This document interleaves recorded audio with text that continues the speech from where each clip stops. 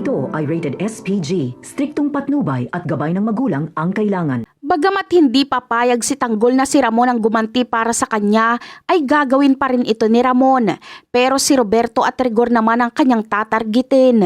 Alam kasi ni Ramon na pakana ni Roberto ito dahil si Roberto lang ang may karapatan para mag-utos sa kapulisan at alam niyang si Rigor ang kinuntsaba nito para gawin yon. Kaya naman, dahil sa nararamdamang galit ni Ramon ay hindi na siya makakapaghintay na kumilos at gantihan si Roberto. Ipapadukot niya ito kasama si Rigor at sa abandonadong gusali nila ito dadalhin para doon iparanas ang kanyang paghiganti sa mga ito. Wala namang magagawa si Roberto kundi idaan sa pakiusap ang kaligtasan nila sa kamay ni Ramon.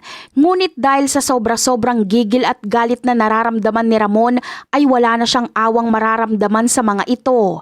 Gagawin ni Ramon ang lahat para maranasan ang sakit na ipinaranas ng mga ito kay Tanggol. Sisiguraduhin ni Ramon na ang gagawin niyang ganti ay tatatak kay Roberto at Rigor.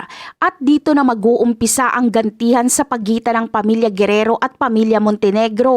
Maging si Rigor ay masasali na rin sa gulo dahil gagamitin din ni Roberto ang galit ni Rigor para makadagdag sa ikakasira ng pangalan ng mga Montenegro, lalo na ni Tanggol na kalaban nila sa posisyon sa eleksyon.